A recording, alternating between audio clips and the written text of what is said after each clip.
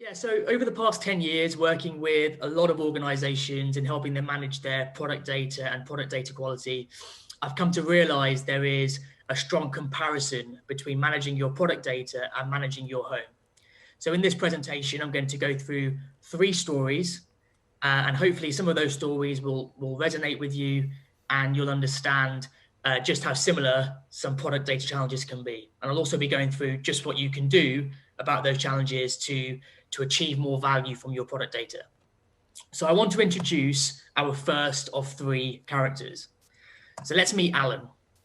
Maybe you can recognize this character. Alan is somebody that has a home with his family, but he lives in mess, he lives in clutter.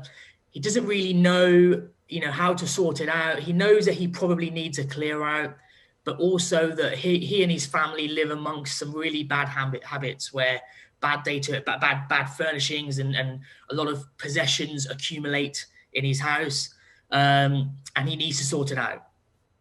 So let's go through some challenges that Alan has in his house. So first of all, cluttered house, cluttered environment. It's not pleasant. He can never find what he needs. There's mess everywhere. And as far as he's concerned, he's living unhappily amongst that mess. He's got a lot of furniture, but some furniture just isn't used. It's not where it belongs. Doesn't give him value. And that's not good because he spent money on that furniture and he wants to make it work for him. Not only that, but he also notices that some furniture is just in the wrong place. Having a friend over for dinner, needs an extra dining room chair. Where is that chair? Oh, it's propping up a door in the other room. Well, that's no good. That's not how he wants to live. That's not how he wants to have things in his house. A friend comes over to borrow something, but absolutely no idea where that is. It could be in that drawer over there. It could be in a completely different room. Maybe somebody else borrowed it and he didn't even realize. By not having an understanding of where things are in his home, he's not able to share some of those things with his friends. And that could be harmful to a relationship. Maybe it's something that the friend lent to him and he now can't give it back. Well, that's not going to be good for any relationship. A difficult thing, and we can probably all relate to this, is when you start getting into bad habits, it's very difficult as a human being to come out of those habits. So if you're one of those people that gets home from school or gets home from work and you throw your work possessions or your school bag on the floor, you put your books everywhere, you don't clear up after yourself, those bad habits can get worse. And it's much, much more difficult then to start doing that clear out and start clearing things quicker than the bad habits mean that you accumulate bad junk. And not only that, he's got a family of people, his children, his wife, they're moaning that they can't find what they need. Dad, where are the scissors? Dad, where is this? And that just causes a lot of frustration, a lot of unhappiness. So what does this have to do with product data? Well, actually, there are a lot of similarities between that environment and living in an environment of having poor data quality in your product information management system. So you've already made the investment to have a PIM, but actually just as living amongst clutter and furniture can be stressful, it's the same thing with data in a PIM system. You might have messy data that you don't know where it is. That situation can cause a huge amount of stress because you're not getting the value that you were expecting to get from your PIM. Just having data does not mean value. The data needs to be clean and it needs to be clear why certain data exists. It's costly and time consuming to manage and collect data. And if it's not going to be used, then why collect it and why manage it? It's quite possible, just as you could be using furniture in different rooms, in different places to what they should be, you could be having data in the wrong place. Maybe you were looking for a piece of data around notepads, but actually that data was in the laptops section. And that's going to be bad when it comes to trying to use that data and share that data.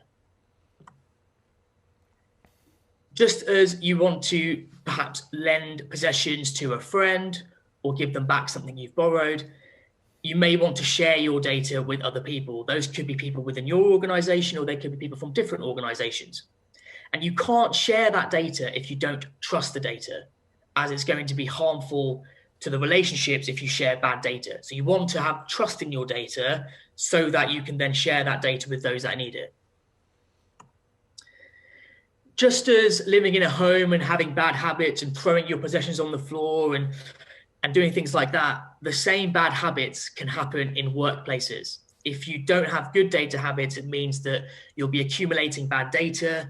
People might start managing their own Excel spreadsheets with data, and that problem can amplify and get worse. And it happens all the time. So bad data habits and bad data processes can mean that bad data accumulates quickly. And what you don't want is frustrated business users.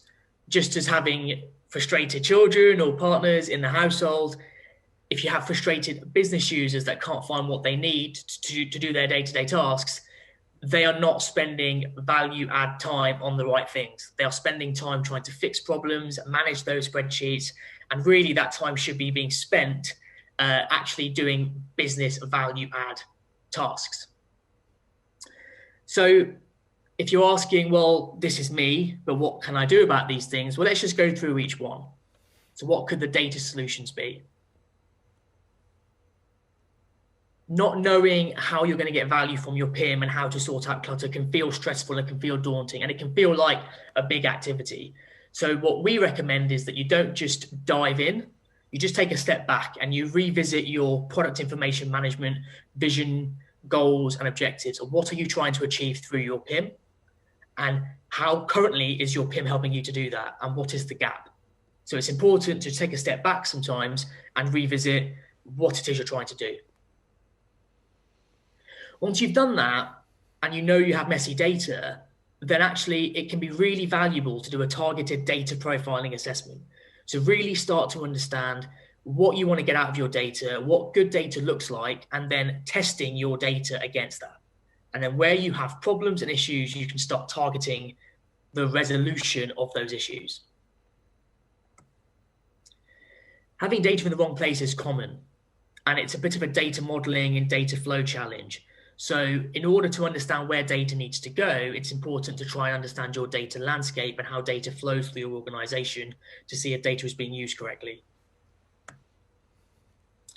If you can't share your data, it's usually because you can't trust your data. So by doing the things that I've already spoken about, by checking your vision, your goals, your strategy, and doing a data profiling assessment and your data flow landscape analysis, you will have much more trust in your data, a lot more confidence in your data that will allow you to then share that with those that need it. Bad processes and bad habits, really sorting out the data isn't going to correct the root cause. So whilst you do need to do data profiling analysis, you also need to look at how you manage data internally. What are the processes that you use? How do people interact with data?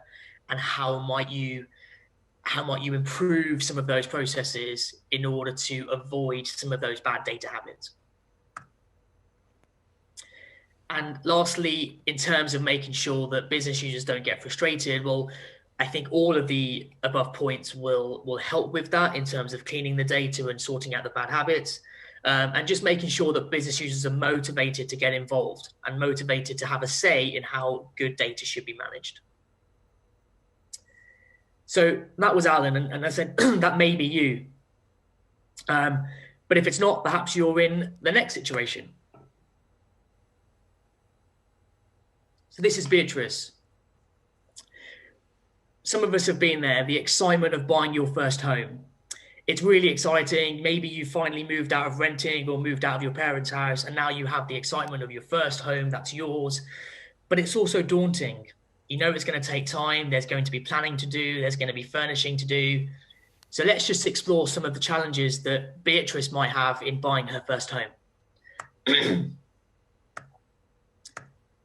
First and foremost, the simple challenge of not knowing where to start. There's a lot to do. It's a daunting journey ahead. Where do I start? How do I do this? That in itself can be stressful, and that can be something that needs to be planned through. You know that to move house and to get everything right, it's going to take time. You're going to need some help, and it's going to cost you money. If you try and do it alone, it's going to be very, very, very difficult, and it might take too long. You're going to need the help of solicitors to get the deal over the line. You're going to need help from friends to help you pack up your house. You're going to need help from the moving company to help you move your possessions from where they are now to the new house. You're going to have to go to shops and buy things. All of that has to be factored in, and all of that costs money. If you don't plan the house move, then lots of things can go wrong. You might have all the right intentions, but if you just dive into individual activities without thinking about what happens before that, you might cause problems. For example, if you decide that you want to rebuild your whole kitchen, you might end up doing that, spending thousands of pounds, getting that all done, and then realizing that actually you wanted to change the floor. And now in order to change the floor, you have to rip out the whole kitchen, which you're probably not going to do, or if you are, it's going to cost you a lot of money, or you'll push back that task for a later date. It's going to cost you money regardless, so it's important to have a budget and stick to it, but also to try and avoid problems coming up, because if problems come up, that could cost you more money. So trying to do things on time and within budget will be key to any house move. It's one thing buying the house, but wanting to make sure that you know how you're going to fill that house to get the most enjoyment from it. So you may already have some furniture and some possessions, but perhaps you need to buy some more things. Perhaps you need to buy some paintings to make it look nice. It's important to understand your picture of what you need, what you have, and what you need to buy. And not only that, but also you're probably now in a situation where you've got more rooms than you were previously used to. So knowing what is going to go where and how your rooms are going to look is important to ensure that you get the most enjoyment and satisfaction from being around in your house and in each room. So what does this have to do with data? Well, for me, buying your first house and moving into that is not too dissimilar to buying your first PIM. Maybe in the past you've managed your data through an ERP system or through Excel spreadsheets or other databases, and now you've seen this shiny new PIM and the art of what is possible. So if Beatrice was buying a PIM, how do some of those challenges relate to PIM? Well, firstly, the journey of getting started is the same. You've been used to one way of working with your data, with your Excel spreadsheets and how your business users work. It's daunting to think about moving all of that data into your PIM. And we would call this a data migration. It's migrating data from where it is now into where it needs to go. And that is an art form in itself that people quite often dismiss or treat as being easy or not important, when in actual fact, it's just as important as the implementation of the PIM system. So that needs to be right.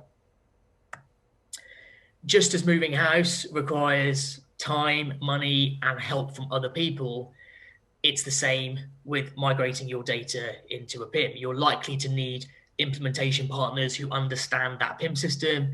You're likely to need implementation partners who understand the art of migrating data from where it is now to that PIM system. And that is something that needs to be thought about. To avoid having to rip up the kitchen to put the flooring in, it's important to treat a data migration as a plan with components that come in a certain order. So you plan the activities that you need in your data migration to make sure that you don't come up with major issues. The challenge of trying to do a house move on time and within budget, again, not too dissimilar to try and ensure that you have your PIM system in place for when your business users need it. Perhaps you have data in your legacy systems or in your spreadsheets, but perhaps also you want to reevaluate how you collect data to ensure that you get most value out of your PIM. And that is, again, something that needs to be decided when you have a PIM to make sure that you have the right data in the right place. And part of that also includes the mapping of data from where it is now to where it needs to go, to make sure that if you have product data in your PIM in different categories, that the right data is mapped to each category in the right place. So hopefully some of these challenges will be clear, and you'll start to be forming a picture as to all the different components that are required from a data migration perspective. So what do we need to do for each one of these? Well, of course, it's daunting. Having a data migration, not knowing where to start. I would say before you start that data migration, it's important to understand why you're migrating and what are you hoping to achieve with your new PIM. What business objectives are you now resolving?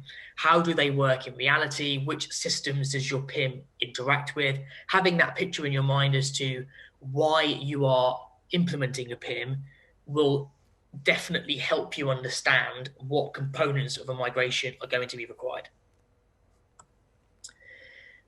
Because we know we need to involve other people, then it's going to take time, and we know we're going to have to spend money on some of those partnerships and relationships. It's important to understand up front what the various roles and responsibilities are with the data migration and which skill sets are being covered by which people. So perhaps the implementation of your PIM is being covered by your PIM partner, perhaps the migration is being covered by your data partner, and perhaps all the requirements gathering and testing maybe is being covered by your own business users. But they're going to be very busy. So understanding how those people are involved is going to be really important. As I mentioned with the kitchen example and making sure things are in the right order, there are industry standard data migration plans out there that can help you understand how you manage a data migration and how you ensure you have the right components in the right order throughout your migration. In order to make sure that we have the PIM system ready and in place, there are things that we can do to prepare that PIM system ready for an efficient and effective data migration. So just as we would plan a migration, we should also plan how we are going to design and set up that PIM system and how it's going to integrate with our other systems.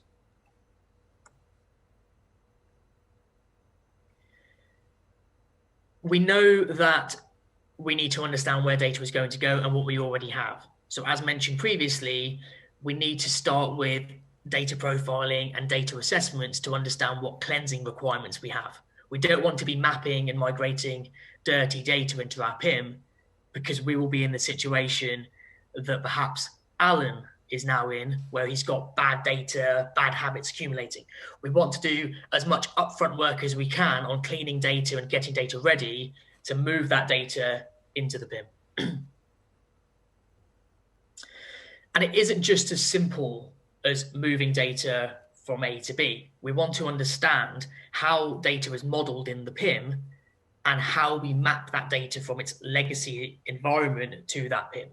So if we've got product categories and we've got different hierarchies for data in our PIM, but we perhaps haven't managed data in that way in the past, our mapping exercise needs to take that into account.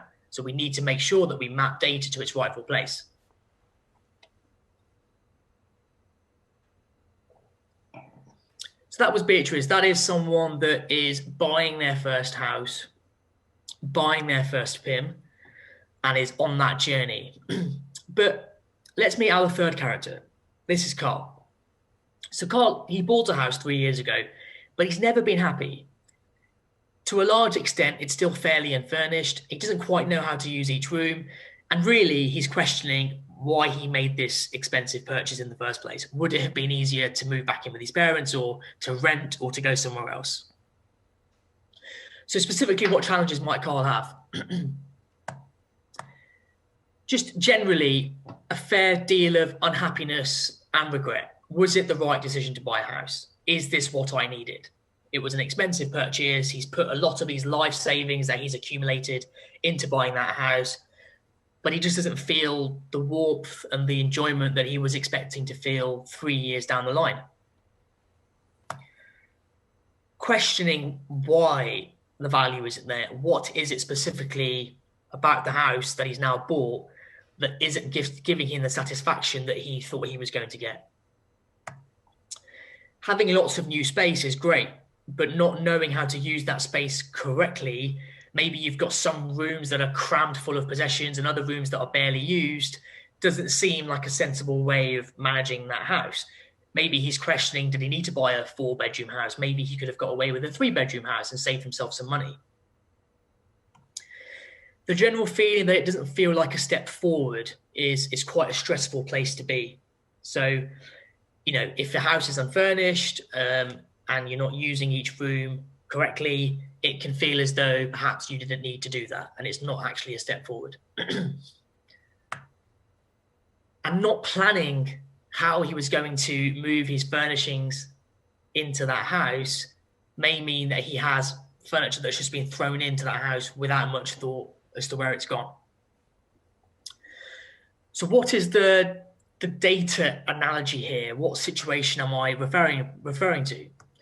Well, it could be that you're in a position where you purchased a PIM system 2, 3, 4 years ago, but you're questioning, or maybe someone is questioning you about the value that your PIM system is actually adding. Did you just get attracted to a shiny new PIM system without thinking about how you were going to get the most out of it? So that general feeling of unhappiness and regret could be the same about your investment in PIM. Likely it's cost you money. It's cost you a high percentage of your budget. So if you're questioning the value, then that's not good. You want to be making sure that you are getting the most value out of your PIM. Maybe somebody promised you value. Maybe somebody said that PIM was going to solve a number of challenges, but you haven't yet seen that. And that is also quite important, to ensure that the PIM is in place for the right reasons to solve the business challenges and to help you achieve the objectives that you were promised. Just as using space in a house incorrectly is challenging, the same can be said about your PIM system. If the data model and the way that your attributes are set up and the way that your hierarchy is set up, if that is not helping you achieve your objectives, you may need to revisit that. You may need to remodel how you manage your data in the PIM, which can seem daunting because a project has obviously happened to get you to where you are now. So the prospect of changing all of that and getting people used to a new way of working with a new data model may feel worrying, may feel daunting. If you feel that your house is unfurnished and it's not really a step forward, it may also feel that you're not managing the data within your PIM system as well as you can. And that's something that needs to be revisited. If you feel that you didn't quite do a proper data migration in the first place, it's not too late. It just means that you need to revisit the data that is currently within your PIM and how you can sort things out within that PIM to get the most out of it. So if you are in Carl's position and you've had that PIM for a couple of years, you're not getting the most value out of it, what can you start doing today to help you with that? Well, again, similar to the previous examples, there's no harm in revisiting your vision and your strategy to determine how and why PIM is working for you. What exactly is your PIM doing for you now, and what were you expecting it to do? So revisiting those goals and objectives could be a really valuable activity to help you identify where you need to focus your attention. If you were promised a lot of value from your PIM, but you aren't seeing it, seek help. It's likely that your PIM implementation partners will help you understand why that is. And they will help you understand the art of the possible and point you in the right direction to help you start achieving more from your PIM.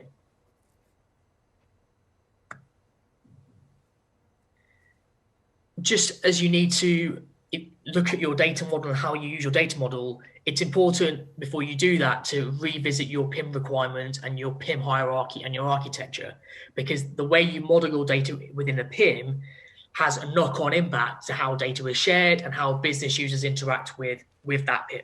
Because it's likely that certain business users are only interested in certain hierarchies and certain categories. So knowing how that landscape fits together and who uses what and where that data goes is really important to ensuring that you've modeled and you've mapped your data correctly. If you feel that you're not managing the data as well as you can, then speak to your business users. Understand what the requirements are. understand where the pain points are. What are the activities that business users are having to do outside of their PIM that you think they could do in the PIM? That's really important to identifying those steps to getting it right. And if you feel that you've messed up the data migration or you haven't given it as much thought as you possibly could have done, it's not too late. But instead of a migration, you should treat it as a data quality assessment, a data profiling exercise. So comparing the data that you do have against what you were expecting will help you achieve the same result as if you had planned a migration in the first place. So hopefully here, I've given you some stories that you can take away and that you can think about in terms of maybe which one you are and which bracket you fit in and which character you feel that you are. And hopefully you can see that there are things that you can do to get things right. So a bit of a summary then, just in terms of data quality management and why you should consider data quality management. Well, I think as we can see, by looking at data quality, you can get more benefit from your PIM investment. Buying a PIM tool is one of a few steps to getting your product data right, but it's not the only step. It's just as important to make sure that you look at the quality of your data within that PIM. Trusting product data is important to make decisions. People don't want to make business decisions from bad product data, and you can't share that data. So by doing data quality profiling and looking at your data quality, you will be able to trust your product data. It's not only about the data within your PIM, but it's likely that your PIM system is being integrated with other systems, and that data is being shared. So if you do send your PIM data to your website, of course, you want to make sure your PIM data is accurate and correct and in the right format. So people and customers who interact through your website or through other channels, they are looking at the best possible version of that data. Happy business users just leads to better operational decision making. If people are frustrated, they're not adding as much value as they possibly could. Whereas if they trust their data and they trust the data is being used for the right decisions, they'll be a lot happier and everything will be a lot more effective. And related to that, they will have more time to spend on forward-thinking, visionary activities to help your company achieve its next objectives and to help your company grow. Rather than spending time fixing things in the past, you want to ensure that you're working towards the future and ensuring that your PIM is setting you up to grow as an organization, to achieve more sales and to grow your customer base and to expand. So lastly, if you're just sitting here and you're just wanting a kind of quick summary, yes, I am one of those people, what do I need to do today? Well, hopefully I can give you a takeaway for each character so you can see how you can start getting things right. So if you are Alan, if you are someone that needs to clear up, you need to organize your PIM system, you need to get the most out of it, I highly recommend that you get started on your data quality management framework. Before things get even worse, it's important to look at how you manage data quality, how you can start cleansing data, and how you can stop some of those bad habits from taking over. If you are Beatrice and if you are taking that first step into your PIM investment, I highly recommend that you don't neglect the data migration strategy. It's really important that as part of that PIM investment and as part of that planning, you don't forget data quality and data migration. You have a think about that roadmap, you put that plan into the wider program plan, and you ensure that it gets the attention that it needs to get. And if you're Carl, if you're someone that's already made that PIM investment, you've already migrated the data, but you don't feel the value is there, then I recommend that you revisit your PIM goals, but also speak to your PIM implementation partners. Pick up the phone.